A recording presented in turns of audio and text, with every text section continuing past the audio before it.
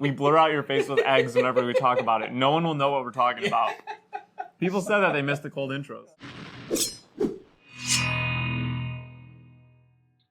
What's up, YouTube? How's it going? We got podcast for today. We've done a couple of these on YouTube. Usually they're over on our Patreon. If you like the style, feel free to check that out. We got, I don't know, like 30-some plus. There's a lot of podcasts. Yeah, podcast videos. We do one every week. Every week. Every Tuesday. I don't think I've missed a Tuesday. I missed last week's the week before. How's it going? Anyway, we're doing a podcast on YouTube this week, mainly because this is going to be one kind of more focused on like new players entering the community, and so we don't want to put it on Patreon where that's obviously designed for a little bit more ingrained members of the community. So kind of touching on some like hot topics for new players joining in, and so just jump right into it. Yeah. The first one was prices. So this is obviously incredibly relevant to newer players. Yes. Pricing for this game has increased dramatically recently. So if you are brand new to this game and just jumping in, your feelings of like price shock are valid. But we wanted to just kind of talk about some of the reasons why that is, some of the things that we're hoping fix that in the future, and also kind of give a history a little bit on like previous pricing so that you're not just coming in thinking that GA is just another Yu-Gi-Oh game where every single meta you have to drop $1,000 on the best deck if you want to win. So rest assured, if you're a new player, that is not how this game is. Historically, most competitive decks have been within the $200 to $400 range. And a really nice thing about GA is that the most expensive cards are usually the most generic cards. So Dungeon Guides and GCR have usually made up like half of a deck's cost, depending on what deck you're talking about. And these cards can be used in basically any deck. So that's the really nice part, is this game is a little bit of that type of game where you spend $200, maybe $250 on a newer deck, maybe a little bit more now. But historically, you spend $200, $250 on a newer deck. You play the game at a couple events, whatever. You like the game, you want to build a new deck that caught your eye. Maybe you lost to it at a big event and you really liked how it played. Then hopefully you only have to spend $100, $125, $150 because you can use so many of your cards that you already had, even if you're switching to a whole new element or something. There have always been outliers like Ghost of Pendragon and stuff like that. But historically, you've been able to play tier 1 decks for $200 plus. And you could switch to a new tier 1 deck for like $100 extra. And so that's kind of what I think GA is trying for its standard to be, and also just naturally where the market has existed for most of this game's time frame. Like I said, things are very different right now, but that's just a little bit of a history on pricing for this game. And I think it's important to know, even from literally the regional that just happened this past weekend, there's one that, like Gildas is a great example. Like $35 card. And it's in like every ally list. I believe the winning list doesn't run Gildas at all. And it just shows you that there is wiggle room to like for those cards that you can replace and swap out. Honestly, Dungeon Guide's a great example because there is a very real reason to like not run DGs because of stifling traps. If Wind's really popular in meta, Dungeon Guide gets so much worse because you're wasting so much time and effort on one turn. So maybe you don't even do that. Maybe you just go for more floating memory route, and now your deck is $100 cheaper. So easily. The meta is always changing, so that's always going to affect card pricing, and that's always going to change as well. The best thing you do is do your research and ask around and build your own decks. It's incredibly important to do research because I see some people complaining about like Academy Guide prices, which is fair. Like that is a really expensive card and that sucks, but you shouldn't really complain about that one in particular. And this is like a little bit of information for a new player watching this. Don't buy Academy Guides. It's it's not a card that you are forced to buy to play competitively. I get that it sucks if you want to play on a very casual level and you're priced out of these cards, but GA is incredibly friendly with proxies. You can go onto their website and print directly an image from their website, so high quality. Proxies, and they encourage that. You can't use them in tournaments, but you probably don't want to be playing Academy Guide in a tournament anyways, so it's all right, So do your research, and the nice thing is that, and this we'll touch on this in a bit too. There have not really been many tier 0 decks in this game's meta history, and so there isn't really ever a point in this game where it's like, well, I have to spend $800 on this deck if I want to win. Yeah. That is not a true statement in GA, and so that does help make it more price friendly for newer players. Gotta get a little creative. Yeah, and this game's still super young. And that's something to definitely remember is when you're trying out these decks, or if you have this really cool idea for a deck, like there's so much out there that we haven't even explored. Yep. And we're people who play this game full time. Yeah. And there's decks that we've never even touched. Yeah. Yep. So that I lost to one of those this weekend. Yeah. Yep. Right. Yeah. And that deck probably cost like $100 too. If that. Yeah. Like honestly, I think he played GCR probably. Okay. Sure. So that's where all the money was. No, he didn't. He played Quicksilver Grail. Perfect. Easy. I think Quicksilver Grail's also like $50 now. I think. Yeah. But there was a point where you got him for like $8. Yeah. And that's the thing, right? Is like there is so much out there, and Andy's a phenomenal player, and he's playing this deck that's out there. Which, by the way, if you get a chance, check out the Chicago Regionals. Look at the deck list. I'll put the Omni links down below. Yes. Yeah. A lot of cool stuff in there. It was pretty, the meta, we'll get into that here in a bit. But when it comes to prices, when it comes to cards, because we are still so new into this game, there's so many archetypes out there, and so many of the cards, like Caven was saying earlier, really do kind of intermingle. Yeah. You can, if you've built any level 3 deck ever, a lot of those cards are probably going into the other level 3 deck that you're going to try. So definitely, hold on to your cards. If you're playing a deck and then you're like, you know what, I really want to try this other deck, I guess I'll just sell all these cards and buy all those. If you have to, you have to. But this community is so amazing, and I know a lot of local communities that have players that have a lot of extra cards and that have access to it. So don't be afraid to reach out to the community members about borrowing cards at your locals or something like that. If you are a new player, by the way, we have a Michigan Regionals this weekend. I think we're posting this video Friday. Yeah. On Sunday, we have a Michigan Regionals. If you're a newer player, or even if you're an experienced player that is just trying to grow their locals, I have so much bulk that I am willing to give away. I have bulk commons from any set that you want. Literally just message me on Discord, True Champion Caven, or comment below here if you don't have Discord or whatever. Just let me know. I'll bring like cases of bulk for you to just take home with you. I was doing that for a couple of players in Chicago, and they were really excited to go give those to their new players at locals. Yeah. So yeah, definitely. We want to grow the scene, and obviously, price point of entry is always a very scary thing. Yeah. But I will say, coming from playing competitive card games now for, oh my gosh, almost 20 years, this game is right there with the best of them. I'm not spending more money on GA competitive decks than I would be if I was playing Magic the Gathering. We are at the highest price market in history for this game for competitive decks, and we are still lower than a lot of other games, like Fab, like I think even One Piece is like pretty expensive nowadays. One Piece is pretty expensive. Yu-Gi-Oh, like multiple games are more expensive, and like that shouldn't be a justification, and it's not. I'm hoping that our market falls, but even at our high, we are still lower than other games, and like. It's hard because Pokemon's out here right now, and you can spend $50 and play a deck, but that is an anomaly, and this game's much better than Pokemon anyway, so we shouldn't even be saying those two sentences. But I was going to say, it's also if you're buying directly singles. Yes. And if you are needing for the next set of A and B, which is coming out in October, we do have pre-orders on our website.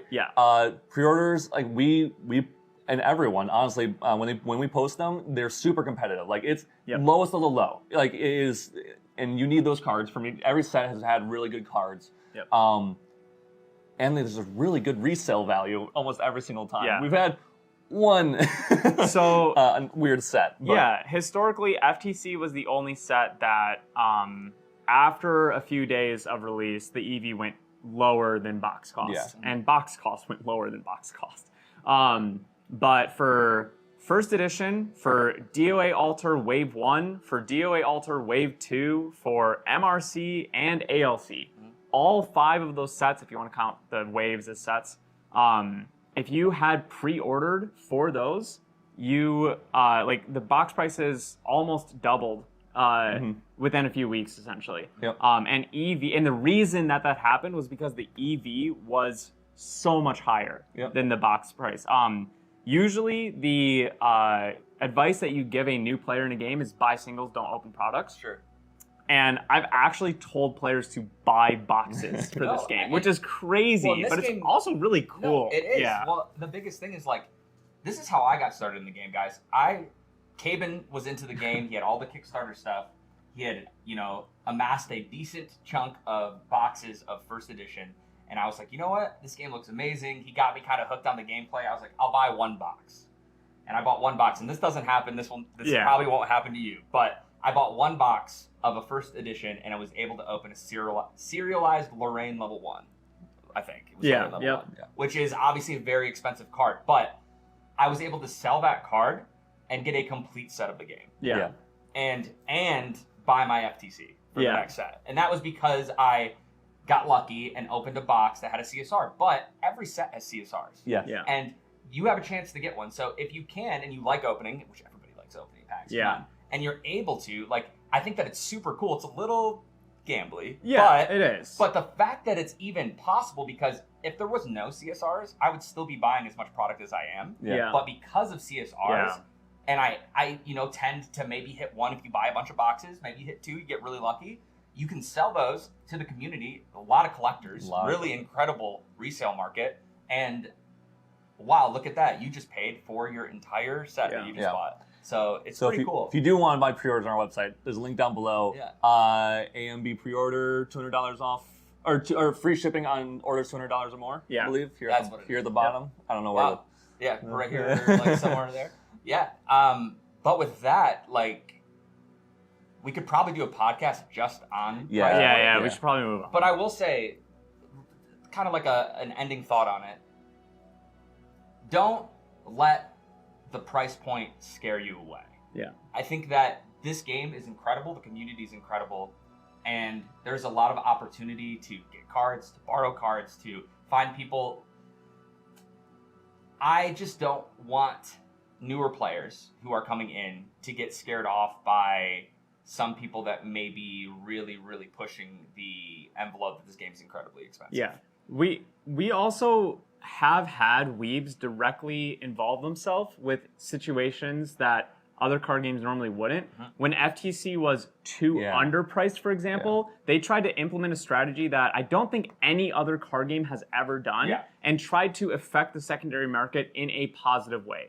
And they have spoken before on they have specific price points that they want decks to be and stuff. And so I think that when we are in a situation like this where we're starting to get, a little high, I think in an extended duration of that, they will try to accommodate that and help. So, come into this game knowing that Weebs is actually trying to do good things for the secondary market, unlike a game like Konami where they intentionally try to just absolutely make the most money off players and print direct counters to the best decks in the next set so they sell the best and stuff. Weebs doesn't do that kind of stuff, so just be aware that this isn't a TCG company that is like other companies. No, it's an incredibly real company. Yeah. I mean, they're in the Discords with us, the devs, and, companies just aren't like that. So if you want to be a part of a game with an incredible community, with an incredible company behind it that wants to see everything just do well. There's dev in our Patreon actually too. They're going to see this because it's on YouTube, but I know. But anyway, just want to leave it with that. It's an incredible game. Don't let the prices scare you. We're at the highest point right now because there's such a big influx of players. Yeah. And that's really all there is to it. Yeah, and sorry, I know we keep trying to end it. I would much rather be in a situation where decks are a little expensive, still less than other games, than have the opposite situation, which is much worse, where no cards have value. And sure, everyone can get a competitive deck and play, but then now the boxes or packs that you win at Store Champs, regionals, and Ascents and stuff are nothing, right? Yeah. If you go win an Ascent, you get a first ed case that's worth $1,500 to $2,000 right now. Yeah. If cards weren't expensive, it'd be $60 in prizing, right? So there's some obviously really good things, and it's also nice that you can buy new product and expect your card values to hold instead of buying the brand new set at full retail and knowing that everything's going to be pennies in a few weeks. So there's definitely some good sides to it, and totally. So let's go ahead and move on to the next thing. We actually probably aren't going to talk about this one as much, and I've just seen a lot of discussion on it around, and so just wanted to quickly get into it, and that is the meta of this game currently. I think there's a couple things that speak for itself, and one of them is game growth. We are, like we've talked about with pricing, in a huge growth spurt for this game right now. A lot of new players are getting in, and I think part of the reason that is because we've had multiple healthy metas. And so that is really appealing to a lot of newer players. But I've just seen a lot of conversation about it, and I think it's mainly just due to a lack of misunderstanding and misinformation. So one of the things that I wanted to bring up is, we obviously are some of the players that play the most in the world. Like Terry said earlier, we are full-time GA players. It is quite literally how I am trying to make a living, as well as Isaac. And so, we will prepare 200, 300, sometimes even 400 hours for a major event in the month leading up to the event. And that is not an exaggeration. That is real numbers. And so, part of the reason that we have to do that is because there's never an obvious pick. Yeah. There is never once been, except for Ascent Houston, which I'll talk about later. But we have prepared 200 to 300, 400 hours for Ascent Houston, Ascent Auckland, Ascent Ontario, Ascent Taipei, NA Nationals, and Worlds. And out of those 6, it has only been Houston that we felt like we discovered the deck that was going to feel unbeatable. Every other event, we had to spend that much time because every deck that we picked up was balanced and lost to something else. Yeah. And then we'd play what it lost to, and then that lost to something else. And we'd play what that lost to, and that lost to something else. And there was never a clear, overpowered, unbalanced deck choice. Not once. Right. Except for Houston, which wasn't even an overpowered deck. Nope. It was a meta call. Because it was a deck that was somewhat new. It had been played before. Wind Allies had been kind of an archetype before, but not in the way that we played it. And it was also very out of the meta at the moment. And so we just put a lot of hours in and realized that it was really well positioned in the meta. And it's funny because in our deck profile of it, after Houston, I talk about how I don't even think it's going to be a good deck anymore because the surprise factor is gone. Sure. Obviously, that was a that was a wrong. That was untrue, and it became a big part of the meta, but it didn't become tier 0 by any means.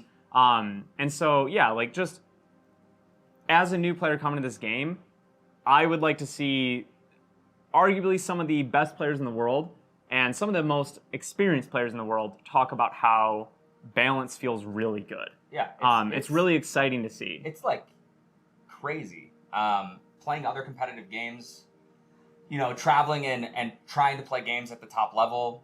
There's usually, in any game, given 1, 2, 3, usually 1 or 2 decks that are just by none the best deck. Yeah. And the best players in the world gravitate towards those decks because they know they're the most consistent. They're going to give them the most opportunity to do well at big tournaments. When you're paying to travel, when you're putting a lot on the line to play games at that level, obviously you want to do well.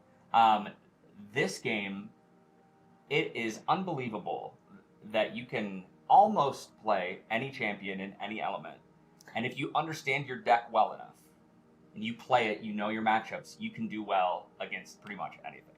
The funny thing is I don't think we've ever played the best deck in format at a major event. And we've got a lot of placements at major events because Houston, the best deck in format was Merlin. Yeah. And we played Wind Allies. Yep. And then Auckland, the best deck in format was still Merlin. Oh, yeah, I played it. And we played, well, you played it, but we played Water Allies. Yeah. And all 3 of us topped. Yep. Ontario, best deck in the format, kind of question mark. It was pretty unknown. Probably early format was probably Water Allies. I think a lot of people thought Merlin was still the best deck in format. But it definitely was.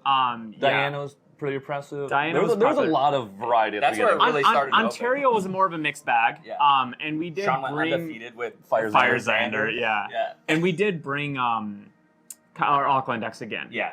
So that was probably the closest one. Oh, well, but Luxem wasn't the best deck in format. Like people didn't know. I'm saying like the best. I'm saying it was the second place at the. That was its breakout day. Yeah. And then so Nationals was after that. Best deck in format was Luxem. Yeah. We brought Wind Crux. That was crazy. Worlds, no one knew what the best deck in format was for either the 3v3 event or the it was Luxem, and that's why everyone brought Rye, blah blah blah. And then Taipei. Best deck in format was not Tristan. No one was having results with Tristan at all. And so, it goes to show that like some of the most consistent players in the world never bring the best deck in format, right? And so like that really goes to show how like balanced this meta is, because each time our deck has not been a counter to the best deck in format. I was terrified of Merlin at Auckland when I was bringing Water Allies. I did not want to play that matchup, right? And like Wind Crux, we did not want to play Luxem, right? Tristan, I did not want to play. That felt more 50-50 against everything. Slimes, which were like pretty big in the meta. But yeah, like it's not like we are putting 400 hours into a meta and figuring out what the counter is to the best deck that also beats everything else. There isn't that deck. We try to find out what that deck is. We can't, and so just a longer conversation than I meant for it to be. But anything that you guys need to add? I think it's important because people look at, I think something that we should probably describe, especially new players, maybe they're just getting into competitive, is like what a tier 0 deck is. Yes. Because that is the term that gets thrown around a lot in card games is tier 0. And so obviously tier 1 is going to be those best decks in the format, right? Tier 2, very competitive deck. Fire Alan Geldis. That's probably tier 3, but that's okay. I'll make it tier 1. Tier 2 decks can 100%. Swarm Wind Allies was probably a tier 2 deck when we first played it. It definitely got up to a tier 1 deck. At the time, it was like, okay, let's try it. And it ended up working out for us. But tier 2 decks can 100% take over a tournament and win it. Tier 3 decks could even do that. A lot of rogue decks end up in tier 3. And those decks sometimes can surprise a meta because no one knows how to play around it. And then so on and so forth, right? As you go down, it gets less and less competitive. It gets more casual. Some decks that we might put out sometimes on YouTube. I got a lot of those. Those tier 3, tier 4s. And home. I could pump out content if we're just doing those. But tier 0 is that term I wanted to talk about. And so tier 0 decks are basically a deck that if you're not playing this deck, kind of we talked about it a little bit earlier, you're probably not winning an event. Because this deck is by far and none the best deck in the format. It doesn't have bad matchups. The best players in the world are all going to be on it because it's going to beat every deck. Maybe it has a harder time against itself. That's usually what the tier 0 decks are. It's like, who's better at the mirror? That's how you win, right?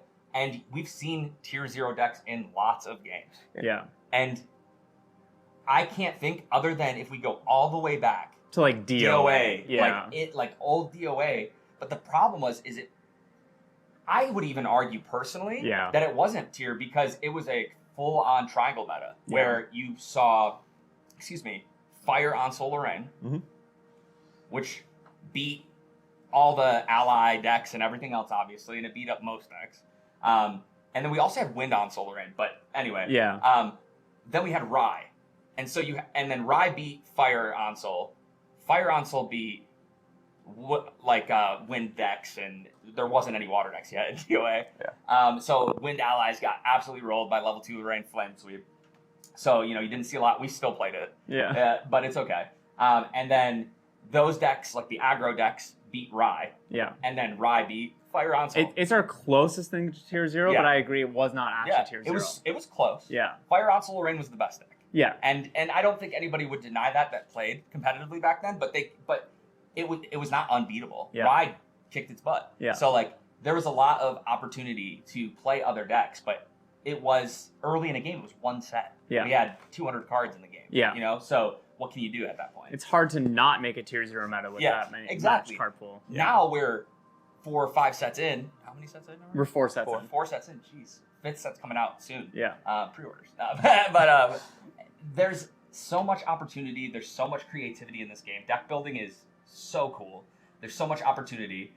And there is no way, I'm trying to think. I'm trying to even be benefit, is there a tier 0 deck? But there really isn't. And if Reckless Conversion is still in? Well, so like it's funny because even then actually wouldn't be I've seen some people try to talk about like is Tristan too overpowered, overtuned and stuff. And they'll point to Taipei and Chicago regionals because those are only like big events that have happened. And Chicago regionals was 28 players. Let's keep that in mind. 28 players and everybody in the room was on like wind. It was like there was like 22 wind or norm, something like that, or norm slot. Or norm.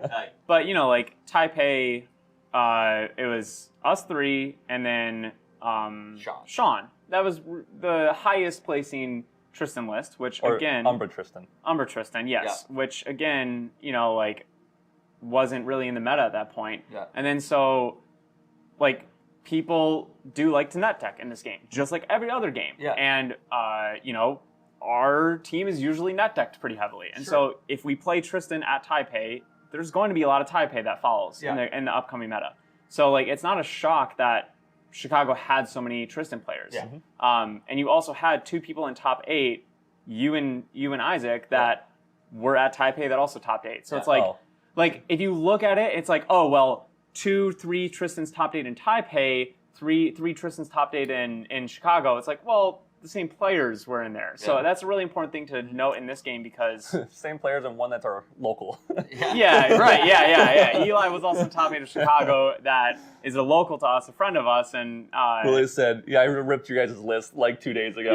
His list's name that he turned in was like, shout at your decks, Caven deck, copy from Yeti. So. Yeah. So it's just like, you know, there's important things to keep in mind when you're looking at the best performing decks in the meta. Mm-hmm. And that's like, okay, well, is it just the same people repping it? Is it, you know, like, also like obvious strength? Like Merlin, people thought was way overtuned when it first came out in FTC. And as the meta progressed, it was shown that no, it's not actually like unbeatable. It just had the most obvious strength at the beginning and stuff, you know. So it's like there's so many factors that come into like actually deciphering a meta, which is where I think like some of the misunderstanding is coming from right now. I would say if you're newer to the game, net deck. You know, go pull up the most recent Ascent list. Play 1st through 8th. Look at top 32. There's some gems that get lower than 8th all the time. I look at every list that is an 0-4 drop, probably. Sure, yeah. But, you know, like, and sit down and play them. Yeah. And, like, feel, like, get the feeling of the deck yourself, you know? And even so, Ascent, we also have, like, the Omnidex is really cool because it has all the events that go on, right? So if you are in the Yeti Gaming Discord, Andy is amazing at as soon as the Yeti Weekly is done on Thursday, all the lists go up. Yeah. You see all the 4-0 lists, you see all the 3-1 lists, all the way down to the 0-4 lists. Yeah. And you can check them all out, see what it's about, compare it to your own list. And another really cool thing that maybe not a lot of you guys know, because there isn't an official online client for this game. Yeah. But Tabletop Simulator is a great way that if you don't own the cards yet, you can build a deck, put it in there, play with your friends on there, and get an idea of like, wow, this deck feels really good. I really want to build this. Yeah. Before you go out and spend... Tristan, for instance, the most expensive deck in the format. $700-800. Before you go and spend $700-800 on this deck because it looks cool and Cave and Terry and Isaac have been doing well at events with it, play it. See if it's your play style. Yeah. And because it's a very complex deck and it's not for everybody. Yeah. And you might play it and then be like, wow, this deck, I hate this. Yeah. And let's hope that you do that before you go and buy all the cards. At Taipei, I didn't like it. And even if you don't like TTS, you can print and play from Grand Archive's website. If you're more of a tabletop player and that's how you want, I mean, talk to your locals, see about if people want to get together and play. Obviously, you can't use the print and play on an official Omnidex event. Doesn't have to be official. But it doesn't have to be an official event. I think locals might actually even be able to... Honestly, talk to your TO. I think a TO for locals might be able to use proxies at discretion. Yeah. I'm not sure, but yeah. Hey, definitely check into that, because that's an option too. Yeah. But you can always do unofficial events and things like that as well. Which kind of leads into the third topic, which is, I would say, Jay as a community, and like how we want to talk about there. Sure, right? yeah. I don't know what the title of the video is going to say, because I'll probably put in it, because usually I do like these 3 things, and it's like podcast number or whatever. But kind of just talking about where the community's at and how it's feeling, and I think this actually, really for me, who doesn't come from card games at all, doesn't come from like big community games at all. I came from computer games. I came from, some online play, and honestly, I really don't like communities on online play because they're always super toxic. Yeah. GA has actually been really good. Yeah. Like, super welcoming. I'm not a competitive person by nature, and so even in competitive like moments or during big events, the community has been amazing, super supportive, and all that kind of stuff, and very kind. But I think something important to realize is, like, especially with stream games, like when watching streams, I don't watch streams too often, but so many times during stream games, when something weird happens, whether it be like a weird misplay, or it looks like someone is trying to like cheat, or it looks like something's weird going on, I think it's important to, hopefully for everyone to remember to stay like positive for the people who are on stream. Most likely, I know it seems weird, like these high level players like Caven or like myself or Terry on stream doing dumb plays or making weird things or trying to like, looks like we're trying to do something like to really just steal away the game from our opponent. That's not what's happening, right? It's hours and hours of day-long playing, and before that, hours and hours of play testing. Yeah. Where it leads into you're on stream, which is already one thing in of itself. Yeah. And then, depending on where you're at, language barriers. And then you're doing something, and your opponent says, like let's say, because this is a very common one for I feel like a lot of people. It happened to me in Auckland. My opponent forgot to pop their terra frame. One on stream was it didn't look like in Taipei. It didn't look like Caven gave Pro-An the opportunity to pop his terra frame in Recollection. And one of the very first things that was said in chat was, Caven didn't give him an opportunity. And it's like, no, you don't. There's no audio. You can't see that, or you can't hear it. There's a stream judge sitting right there at all times, and there needs to be like a benefit of the doubt for some of these players, please. Like even like Main Deck, right? Yeah. Does anyone think Main Deck? If you don't know Main Deck's video, I'll link his YouTube channel down below. Even at Nationals, he played a Resolute stand against me while Spear or level 1 for free. Yeah, you can't do that. No. But me thinking it's Main Deck, and I'm not thinking about everything he's doing. I think he's playing 100% correctly. And it was on a kill turn where it mattered. He stopped himself from dying, and there's a stream judge there.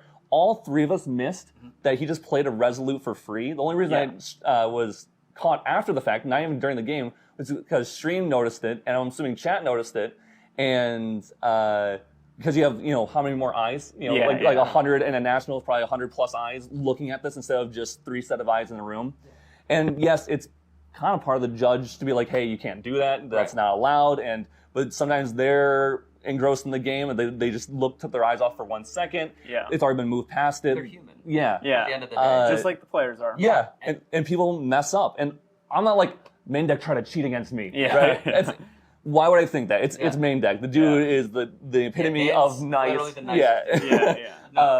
a great guy all around. But it just happens. No, it does. And I think that's really important to remember. Like, stream games particularly, I know we've been talking about this a lot because I think it's a big thing that's been getting talked in the Discords and in chats and everything. But you guys got to remember, out the gates, when you're at an event and the TO or the judge, whoever walks up to your table after you get your Omni pairing, you go to your table, you start to set up, and they go, hey, would you like to be on stream? Or they ask you to be on stream, or hey, you guys are the stream match. Yeah. Already, that puts a whole nother vibe into your game. Yeah, it shifts the match before it even starts. Exactly. Yep. And people, their streams are incredibly awesome content for viewers, for the community to get to see more action, to get to see more decks do their thing and kind of get a better idea of how these play, especially at tournaments where you get to see the top players play against each other, and that's awesome. But you got to remember, everybody's human. You get into these situations. GA is one of the most complex games. Honestly, there is a lot, especially now moving into the new sets with lots more tokens, lots more effects, lots more counters. There is static abilities. Exactly. There is a lot to keep up with and to remain board state, right? And to keep everything where it needs to be. So all of that added in. Now you've got the added stress. You're going on stream. And maybe you didn't want to go on stream, but you weren't comfortable to tell them no. Because you can always say no.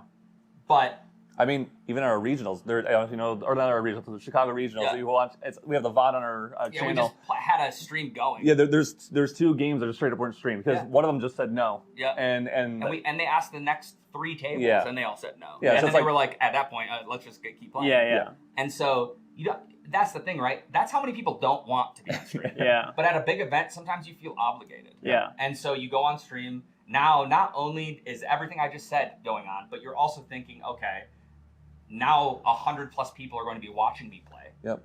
Are going to be analyzing every decision Commentators. I make. Commentators watching it and not understanding or being like, wait, they should do this, right? Why aren't they doing this? Now, you guys, the watchers, anybody looking, can see both things, can see the entire field, have way more information than the players there as well. Yeah. And you got to remember, they're playing around certain things. You can't read their mind. You don't know exactly what they're trying to do. And also, there's no audio. Or they're making a mistake because everyone does it. You know, like dude.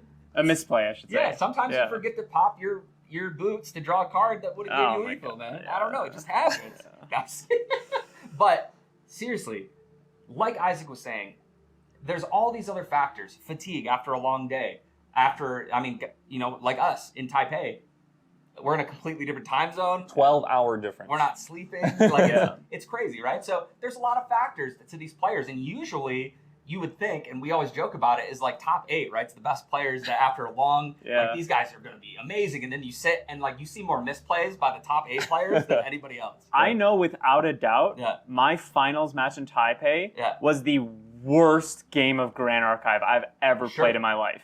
And it's because I was quite literally falling aslead during that game. It's really funny. You can watch the VOD. Yeah, you can go back on that stream and you'll see at one point, I put my hand up like this on the table and I rest my head on it. And I don't even realize it, but I close my eyes and I literally feel myself starting to fall asleep. And I'll go like this and I'm like... Yeah, I'm like, man, I like literally falling asleep. And so like, And that's where players are at the end of a 2 13-hour days tournament, right? Yeah. And so you guys got to remember, and as a community too, like when you're watching, like be kind to each other. Yeah. This community has been nothing but incredible. Yeah. We've been able to keep, we do not have issues with like super toxic players. Toxic players. Cheaters. Yeah. This community doesn't have that. Yes. And so the longer we can keep that as the norm, keep that what the golden standard is in GA, everybody hold each other accountable. And keep giving people the benefit of the doubt, which I think is a huge thing.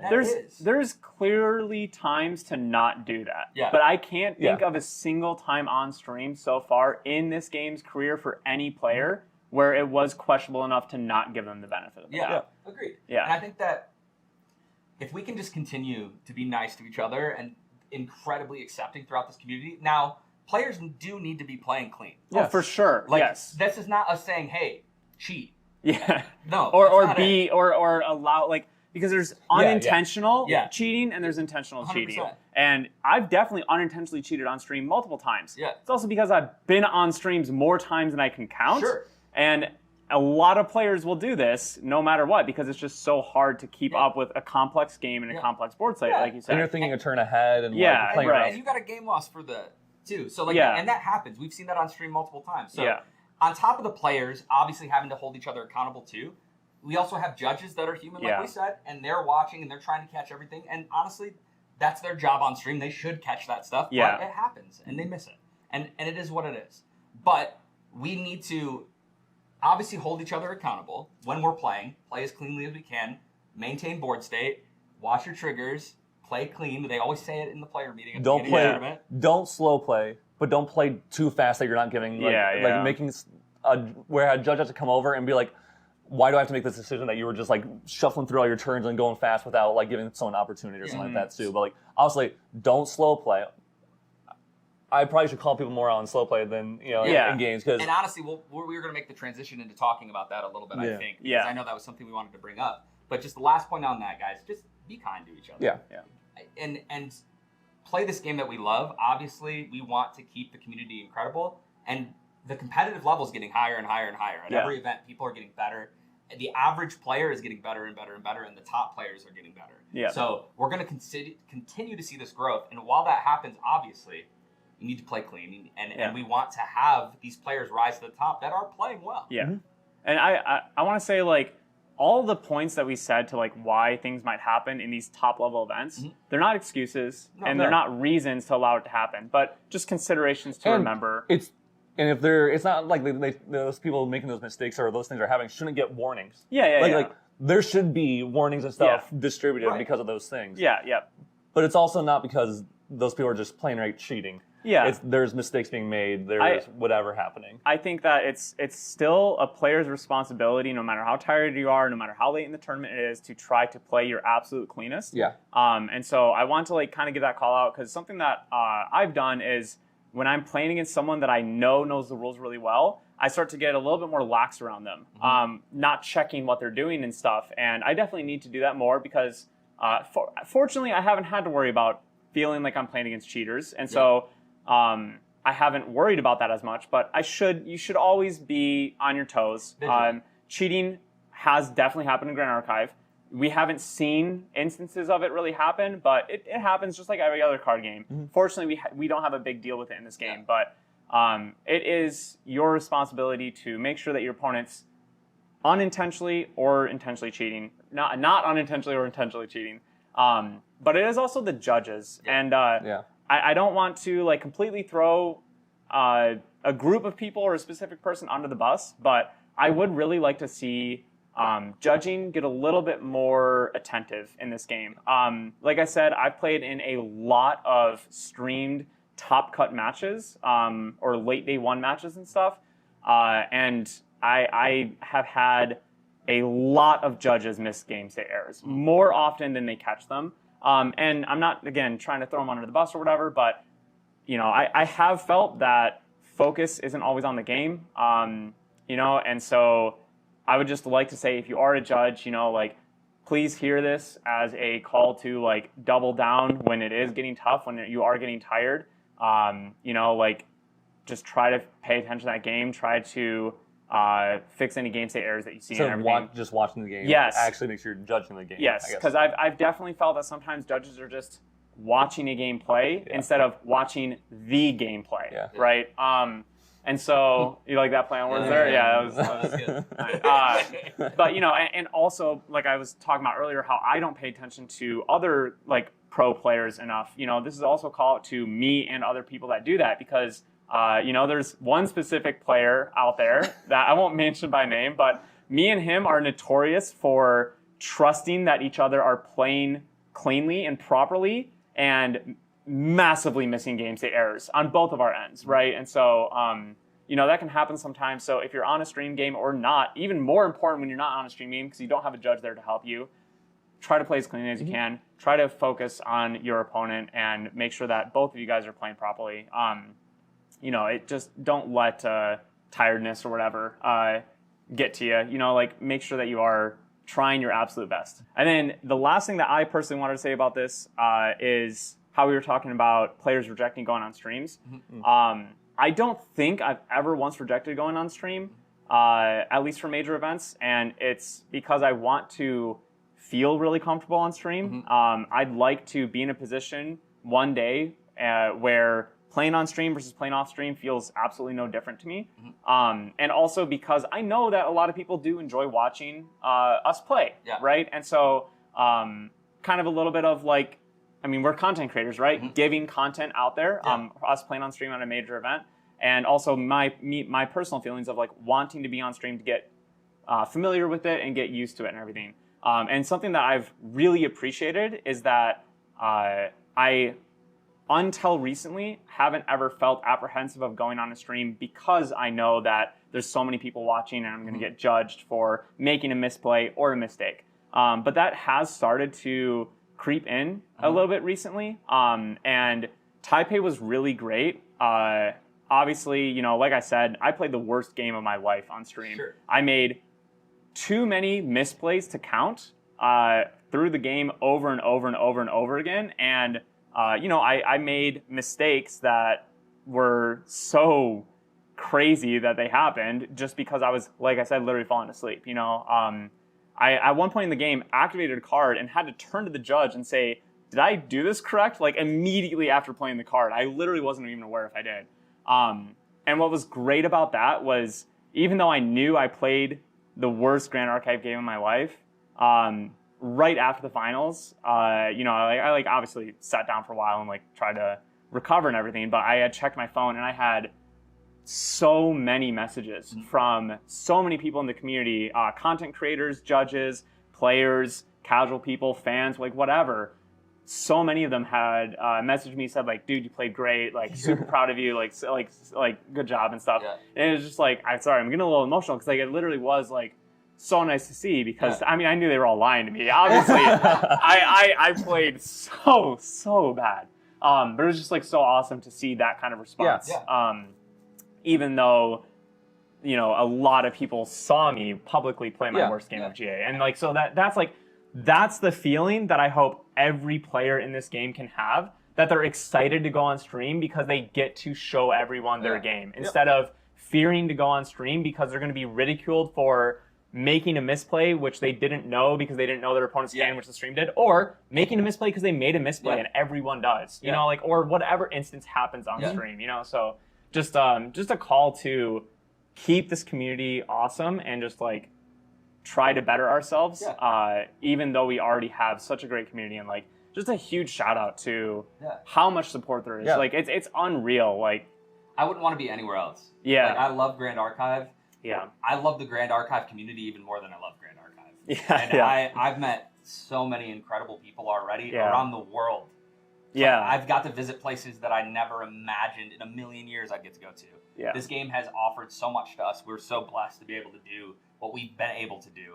And it just gets better the fact that we have so much love and support from the community. But also, and not just because we're content creators, like just everybody is so supportive of everyone else. I can't tell you, even, you know, like we were in a 28-man regionals. I got 12 DMs since yesterday when we played of people just being like, hey, great regional run, dude. Like, you're really tearing it up this year. You're trying to prove a point this year, whatever. And that's so awesome to just receive any and all support. But just to like see people lifting each other up. Every day in Discord. Every day. To every player. It doesn't matter if it's Caben, the #1 player in the world, or if it's little Timmy, who's playing for the first time and he's asking a question in the main Discord about something completely like, should I dungeon guide on turn 1? Like, you know what I mean? I love that our community's response is usually like something informative or uplifting or like educational instead of like, no, are you dumb? You know, like, you know, so, No, so all being said, I think that the big point that we wanted to nail down today after talking about everything is just how incredible this community is and how we want to keep it that way.